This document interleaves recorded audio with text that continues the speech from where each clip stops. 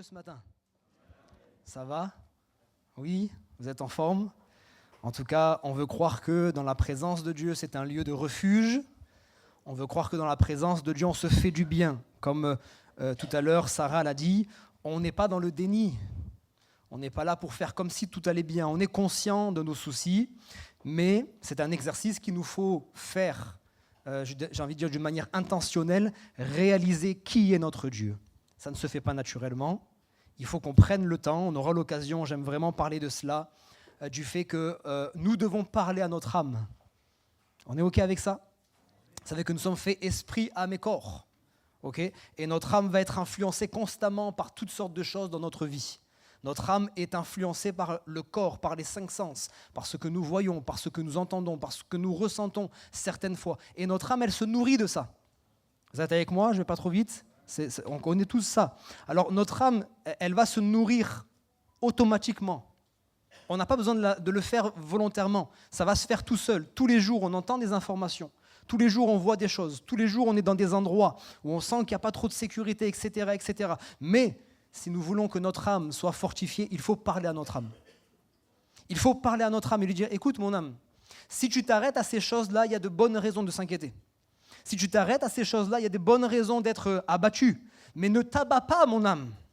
Ne sois pas dans l'inquiétude, parce que à côté de cela, à côté de cette réalité, il y a une vérité. Réalité et vérité, ce n'est pas la même chose, hein, vous savez. Des fois, réalité et vérité peut être différent. Ce n'est pas le sujet de ce matin, je ne vais pas me lancer dans ça. Mais des fois, il y a une réalité dans laquelle on est, mais il y a une vérité que Dieu a déclarée. Amen. Des fois, on est dans une réalité qui semble difficile, mais la vérité, c'est que Dieu a fait des promesses. Que sa parole, la Bible, est pleine de promesses. Et que lorsqu'on prend ces paroles et qu'on les fait nôtres, on peut vivre ces promesses.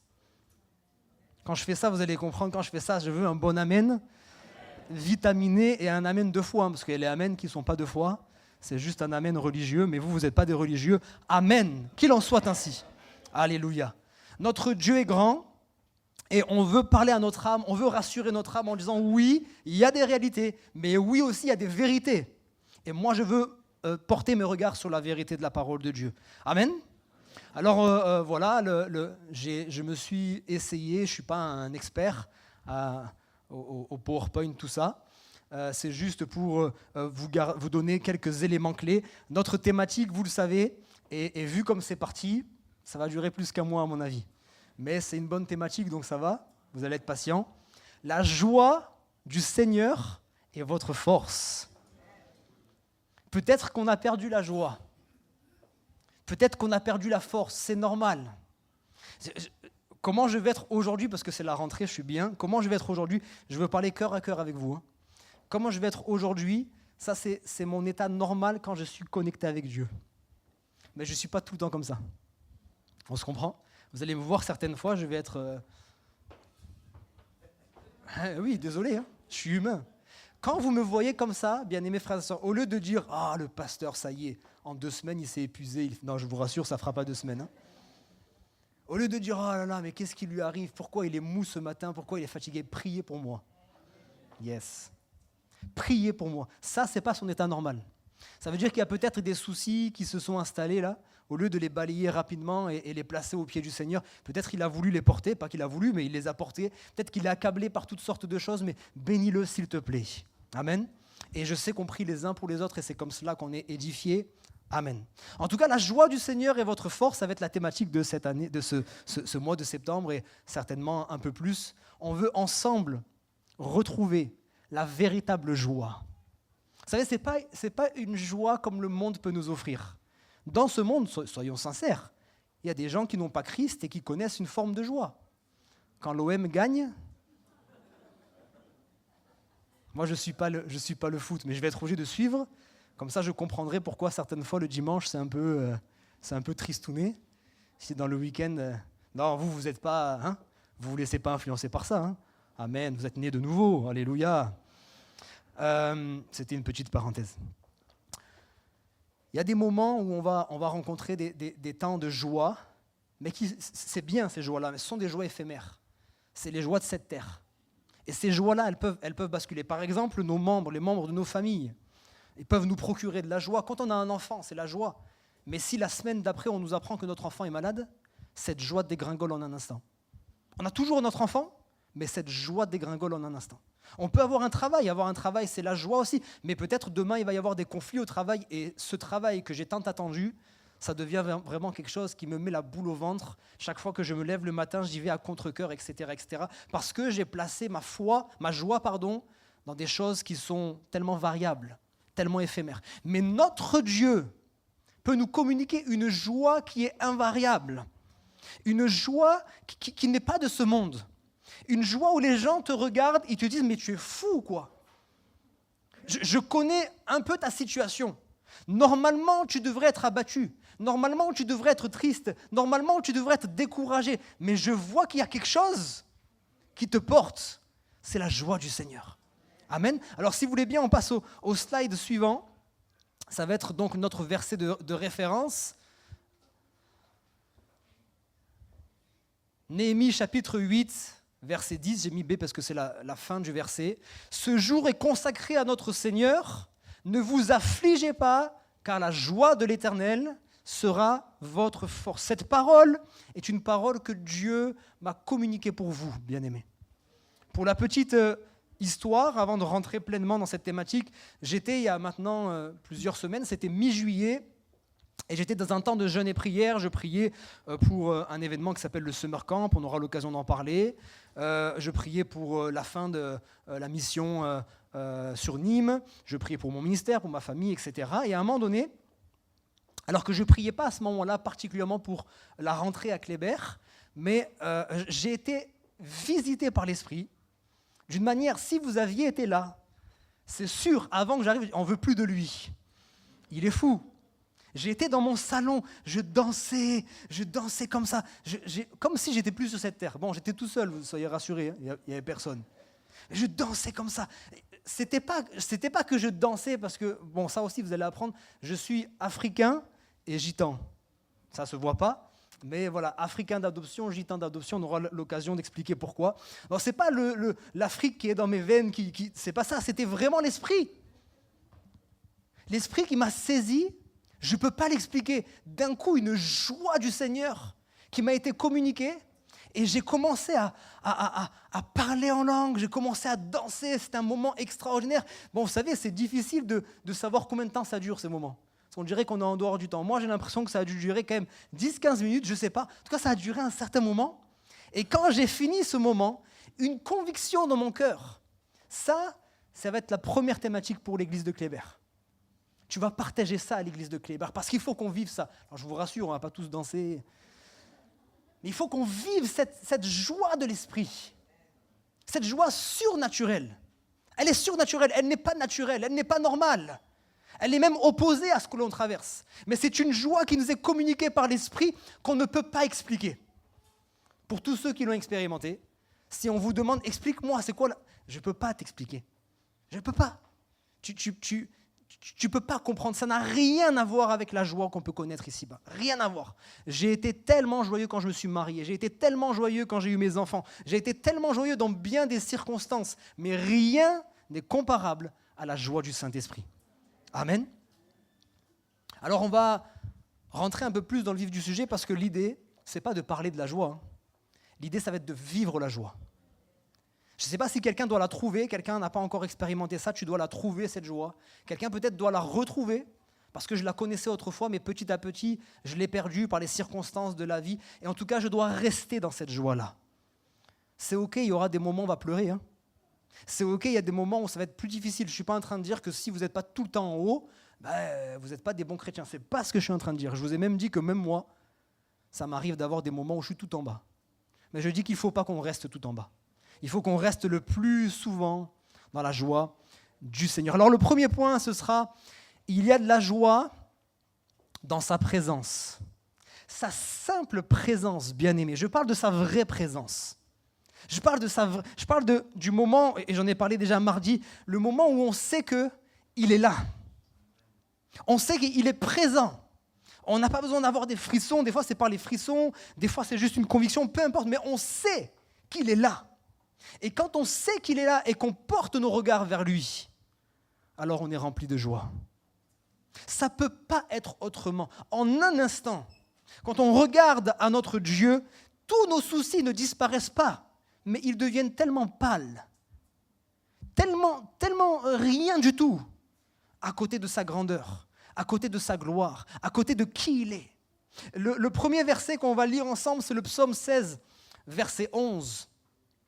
Le psalmiste dira « Tu me feras connaître le sentier de la vie. Il y a d'abondantes joies devant ta face, des délices éternelles à ta droite. » Et j'aime ces versets, j'ai mis les deux versets au même endroit pour comprendre qu'il y a beaucoup de paroles que les prophètes ont déclarées autrefois et qui ont eu leur accomplissement évidemment dans la Nouvelle Alliance. Et dans le livre des Actes, au chapitre 2, verset 28, c'est non plus « tu me feras connaître », mais « tu m'as fait connaître ». Alléluia. Est-ce qu'il y a des gens qui ont connu la joie du Seigneur? Est-ce qu'il y a des gens qui ont connu combien il est bon? Tu m'as fait connaître les sentiers de la vie, tu me rempliras de joie par ta présence.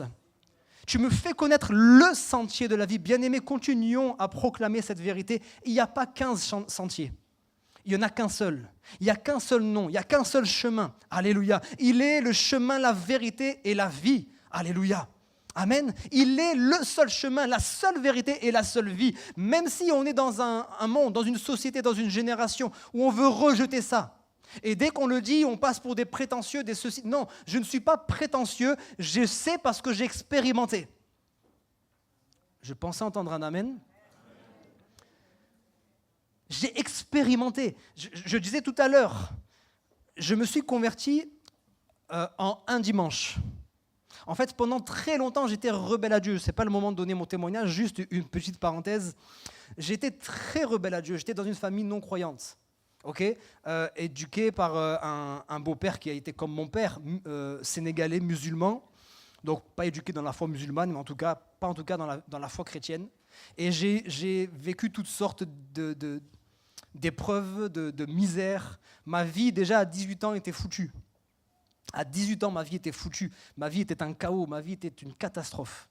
Et je me souviens parce qu'un jour, je suis dans ma salle de classe et je vais faire ma première prière. Ma première prière, vous allez peut-être rigoler, mais j'ai dit Dieu, Allah, Bouddha, Jésus ou quelqu'un d'autre que je ne connais pas. Ah oui, bon, vous savez, j'étais perdu. J'ai vu large. Ah oui. Peut-être que cette prière, elle n'était pas conventionnelle. Mais cette prière a été entendue de Dieu. J'ai dit, je ne sais pas qui tu es. Peut-être même c'est une des personnes que je n'ai pas citées. Peut-être c'est un Dieu que je ne connais pas encore. Qui que tu sois, si tu existes vraiment, j'ai une prière. Si tu réponds à ma prière, je te donne ma parole d'homme. Si tu réponds à ma prière et que tu me montres qui tu es et comment je fais pour te suivre, je vais te suivre toute ma vie. Quand j'ai terminé cette prière qui a duré quelques secondes, un quart d'heure après, je sors. J'étais en cours à l'époque, je sors à la pause, mon téléphone sonne, c'était l'exaucement de ma prière. Quelques semaines après, j'entrais pour la première fois dans une église. Erika, mon épouse, elle est petite fille de pasteur, de monsieur Claude Lust, pour ceux qui ont connu. Et donc, elle a grandi dans l'église, elle me parlait de Dieu, elle m'a invité au baptême, elle m'a invité aux fêtes de Noël, elle m'a invité au repas, elle m'a invité à tout. J'ai jamais accepté. Je lui disais, ton Jésus, c'est ton Jésus, garde ton Jésus pour toi. Soit il n'existe pas, excusez-moi, j'étais clair, soit il n'existe pas, soit il existe, mais il a ses chouchous. Moi, je n'ai rien demandé à personne. Je ne suis pas né dans la bonne famille, tant pis pour moi. Mais il ne s'est pas occupé de moi, même si l'Église, je ne veux pas de lui. Pourquoi je parlais comme ça? Je n'avais encore rien compris, j'étais aveuglé. Je n'avais pas encore connu Dieu.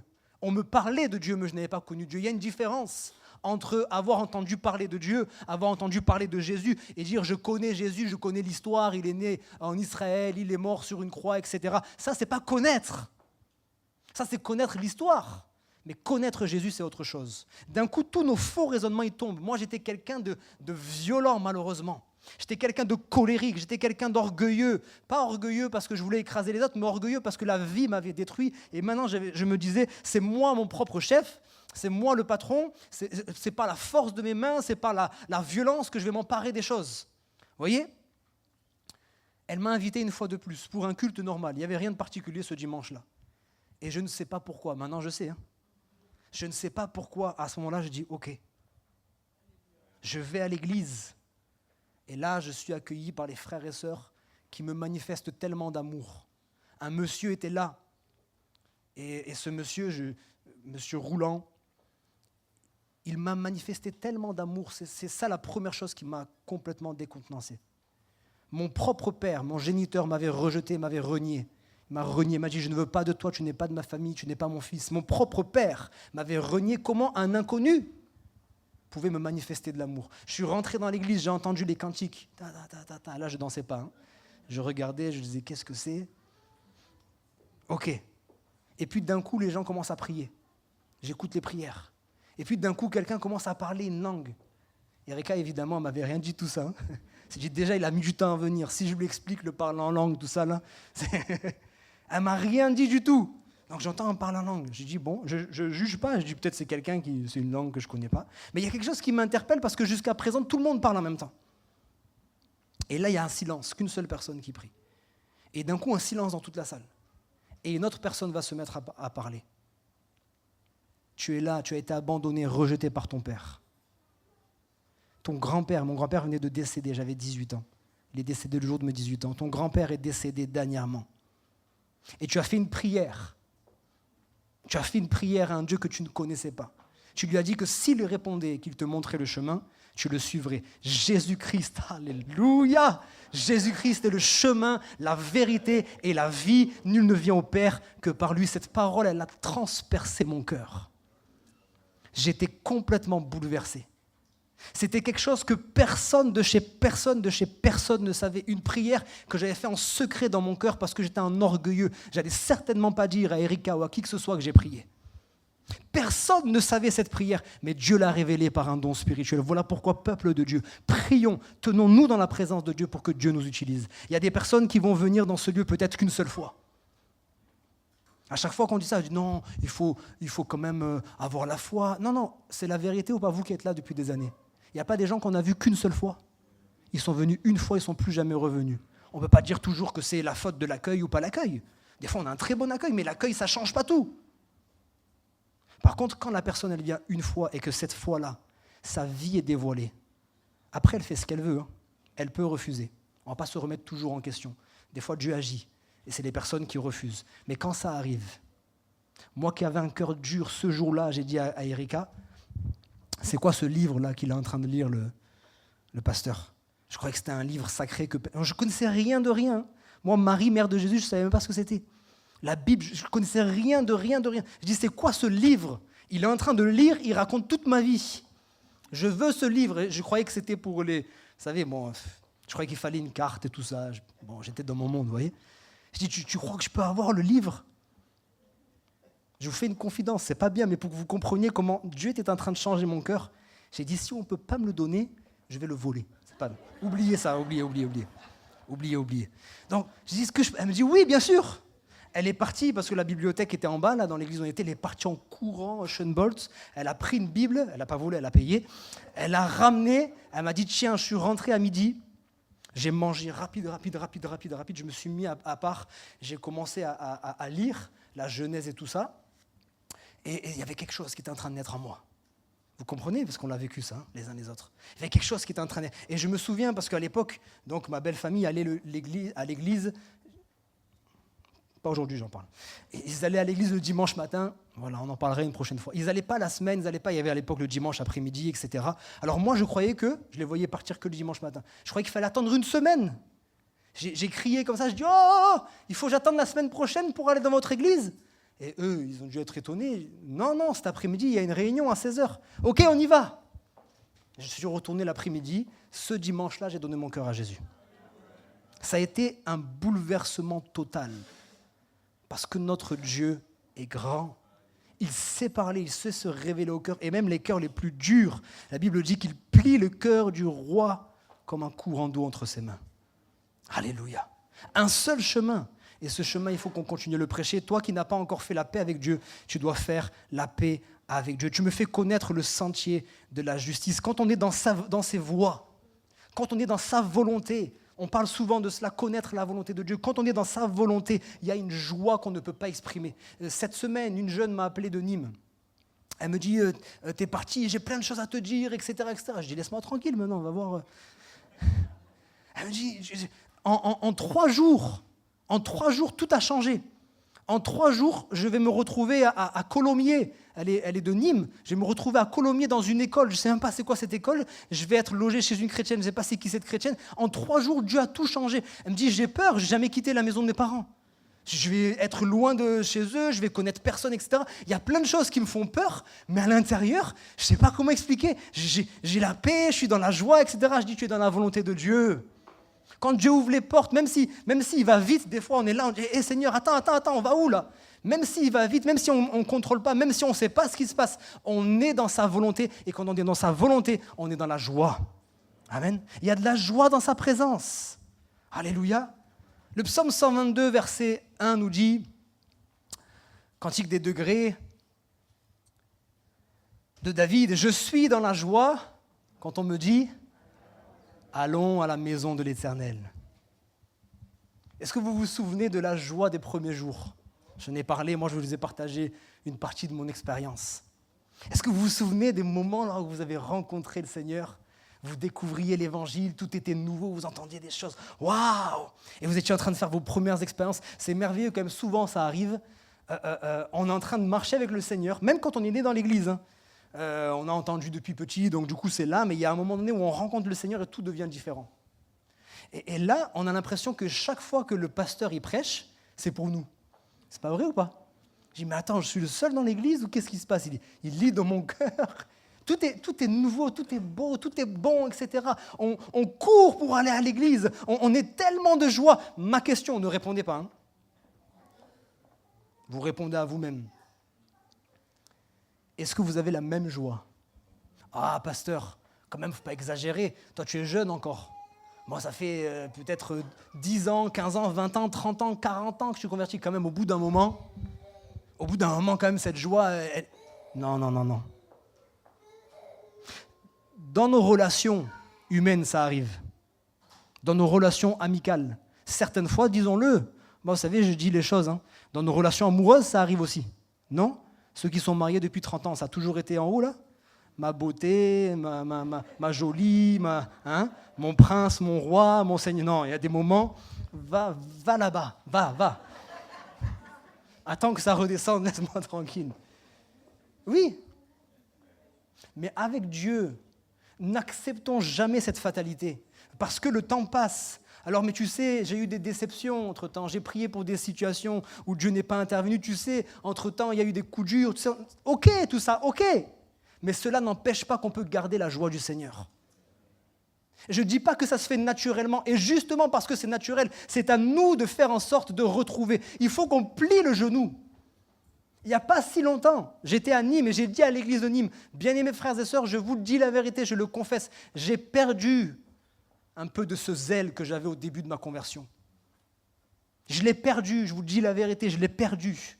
Alors j'ai toujours ma relation avec Dieu, j'ai toujours toutes ces choses-là, j'aime le Seigneur. Je n'ai pas dit que j'ai renié Dieu, mais j'ai plus ce zèle qui fait que quoi qu'il arrive, je serai là. Je donnerai le témoignage, j'ai pu le faire avec nos bien-aimés le jeudi matin. Ma deuxième fille, Nina, elle est née avec un cancer. Quand Nina avait un cancer, je ne dis pas ça pour que les gens le fassent, je vous dis juste pour vous montrer comment Dieu, ça a été une histoire d'amour extraordinaire. Ma fille avait un cancer. La chimio, c'était le jeudi. Et le jeudi soir, il y avait la réunion de prière à l'église. Le jeudi soir, bien aimé. Et je ne dis pas ça pour gêner qui que ce soit. Je vous dis juste parce que je savais qui était mon Dieu. Et je voulais payer le prix. Le jeudi soir, alors que l'après-midi même, ma fille avait fait la chimio, le jeudi soir, j'étais là à l'église. J'ai même des chrétiens qui m'ont dit « Kevin, t'es pas sage. Kevin, c'est pas sage ce que tu fais. Ok, c'est pas sage. Ok, humainement, c'est pas sage. Mais je sais que c'est ma meilleure place ici. » Ma fille, elle est restée tranquille. Alors qu'elle venait faire de la chimio, elle devrait souffrir, elle devait pleurer, etc. Elle est restée tranquille tout au long de la réunion. Cet endroit-là, c'était bon pour elle, c'était bon pour moi. C'est là que je me ressourçais. C'est là que je trouvais la force en Dieu. Des fois, je venais, je dormais debout. Je faisais exprès d'être au fond de la salle avec la poussette. Je faisais les 400 pas comme ça pour ne pas m'endormir tellement que j'étais épuisé. Des fois, je recevais pratiquement rien. J'arrivais même pas à me concentrer sur la prédication. J'arrivais pas. Mais la présence de Dieu, c'est ce qu'il y avait de meilleur pour moi. Après, avec le temps, il y a eu des moments où moi, je suis obligé d'y aller à la réunion. Pas y aller, mais je traîne la patte. Oh, encore une réunion, je suis fatigué, j'aimerais bien rester, là j'ai les soucis, j'ai cela, etc., etc. Prions pour retrouver, si jamais on l'a perdu, ce zèle du premier amour.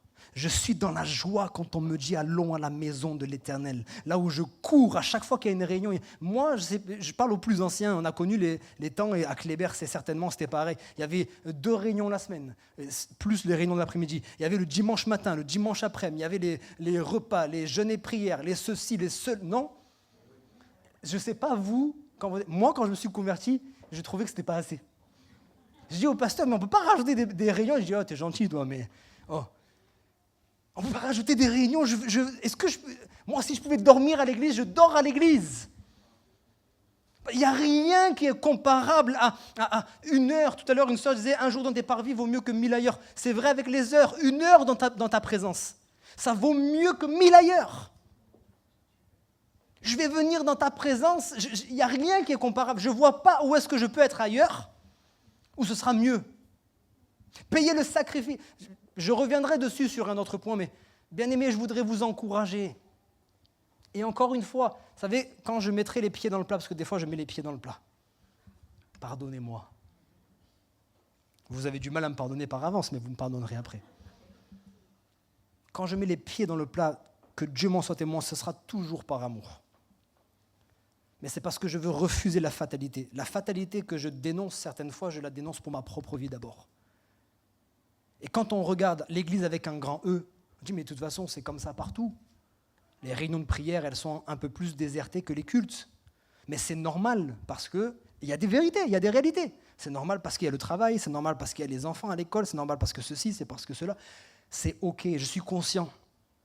Je suis conscient que ce n'est pas simple. Mais je crois que souvent, ce n'est pas impossible. Je crois que souvent, ce n'est pas impossible. Pour tous ceux pour qui c'est impossible, n'écoutez même pas ce que je dis. Vous êtes en paix avec Dieu, etc. Dieu voit que vous ne pouvez pas. Priez quand même pour que ce soit une saison. Et que ce ne soit pas tout au long de votre vie. Vous savez, on a des saisons dans notre vie. Il y a des moments où peut-être je ne peux pas en ce moment parce que le travail est ceci, parce que la famille, parce que cela. C'est OK. Priez pour que tout au long, si le Seigneur tarde à venir, tout au long de votre vie chrétienne, ce ne soit pas tout le temps comme ça.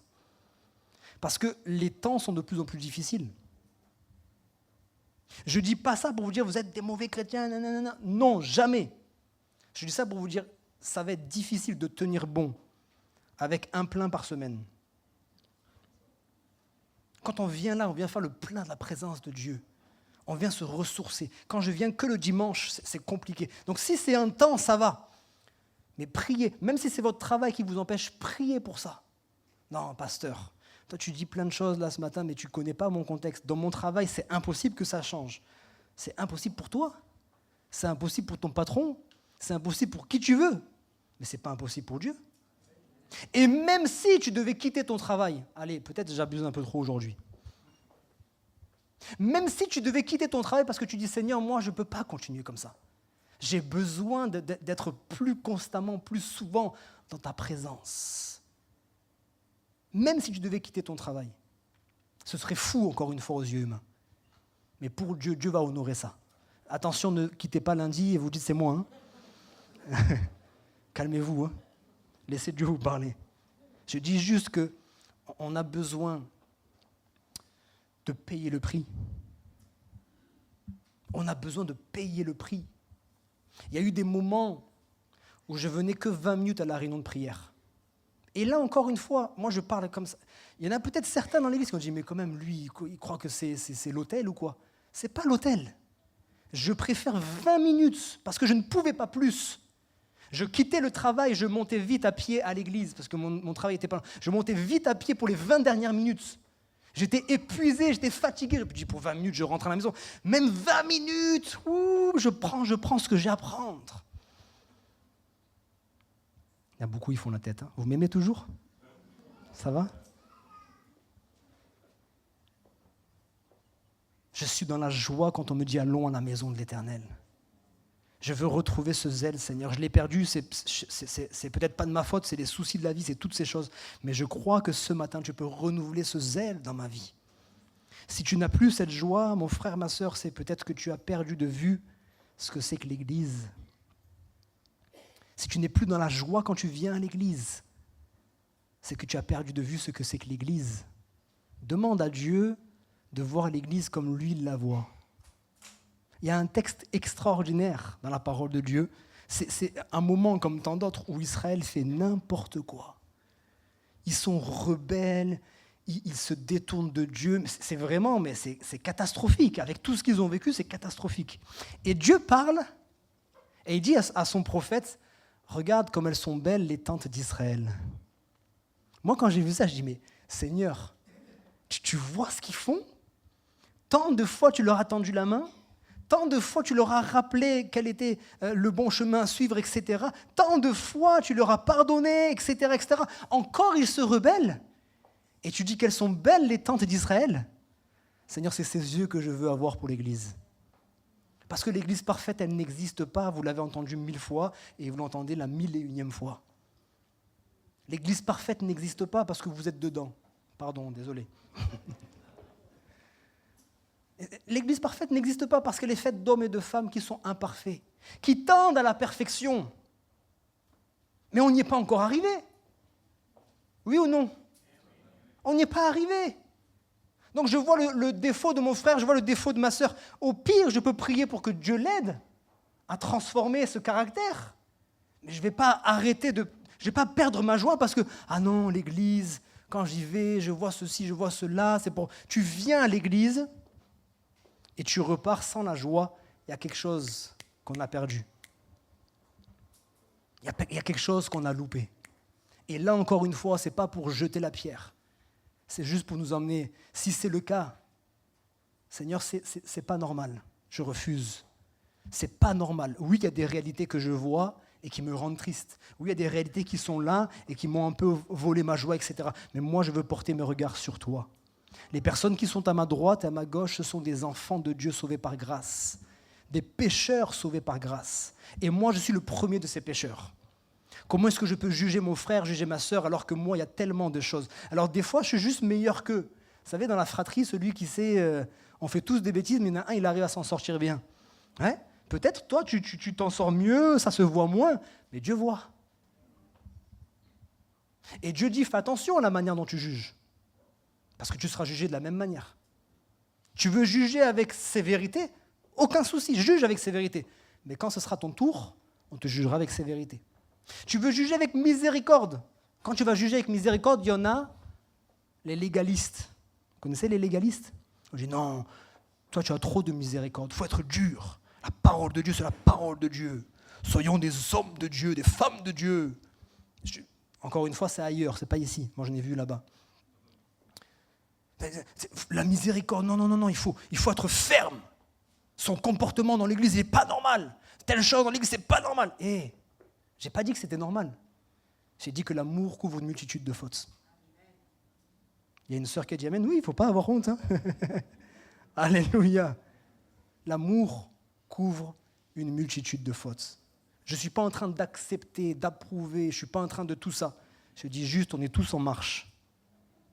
On est tous en marche vers le Seigneur. Amen. Est-ce que les musiciens peuvent revenir? C'est possible? Je vais terminer mon message avec le psaume 122, verset 1er. Non, c'est bien avant. Voilà. Pardon, pas celui-ci. Le 1 Chroniques 16, 27. La majesté et la splendeur sont devant sa face. La force et la joie sont dans sa demeure. Le premier point qu'on aura abordé ce matin, c'est que si tu veux retrouver la joie, il faut prendre du temps dans sa présence. Le mardi soir, on a commencé une thématique qui sera spéciale pour le mardi soir, une thématique entre dans la chambre. On va parler de la chambre, le lieu secret, le lieu de prière, le lieu d'intimité. On parlera aussi de la chambre haute, le lieu où on reçoit la puissance du Saint-Esprit. Mais si tu veux retrouver cette joie, il faut que tu retrouves ton intimité avec le Seigneur. Il faut que tu reviennes. Il faut que tu reviennes de tout ton cœur dans la présence de Dieu. Si tu es déjà, demeure et reste ferme. La Bible dit que celui qui est debout, celui qui croit être debout, prenne garde de ne pas tomber. On reste humble. On dit, Seigneur, merci si je suis là, c'est par ta grâce. Mais si tu as peut-être perdu un petit peu ça, c'est pas grave. On est encore dans le temps de la grâce. On est encore dans le temps où Dieu veut nous façonner. On est encore dans le temps où Dieu veut nous former à son image. Amen. Et là, il faut qu'on puisse prendre un temps ce matin. On va simplement dire, Seigneur, s'il te plaît, fais-moi revivre ça. Toi qui crées en moi le vouloir et le faire. C'est toi qui crées le vouloir et le faire. Là, il y a le vouloir qui est là. J'ai soif. Amen. J'ai soif. Maintenant, Seigneur, permets que je puisse retrouver ce feu. Il n'éteint pas le lumignon qui fume. Il n'éteint pas le lumignon qui fume. Même si peut-être pour toi, tu crois que c'est la fin, il n'y a plus rien à faire. Il souffle de son esprit ce matin. Il souffle de son esprit et tout peut reprendre vie. Est-ce qu'on peut se lever ensemble ? Je voudrais prier